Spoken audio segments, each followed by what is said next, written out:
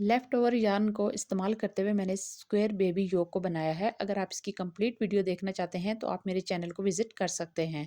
इसको 88 चेन के साथ मैंने शुरू किया था और बाकी कितने चेन इसके आपने चारों साइड पे छोड़ने हैं और उनमें इंक्रीज़ किस तरह से करना है, इसकी तमाम डिटेल वीडियो के अंदर मौजूद है।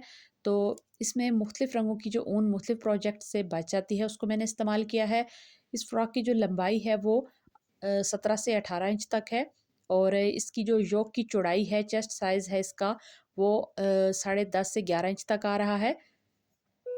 आप इस फ्रॉक को बहुत आसानी के साथ बना सकते हैं। देखिए इसकी जो ओवरऑल लुक है वो भी बहुत अच्छी आई है। अगर आप भी स्क्वायर योक बनाना चाहते हैं कार्डिगन और दीगर बच्चों के ड्रेसेस के लिए तो आप इस वीडियो को देख सकते हैं। स्लीव्स की परफेक्ट शेप के साथ बैक बटन प्लेकेट को बनाने का तरीका भी बताया गया है, तो आप जल्दी से चैनल को विजिट कीजिए।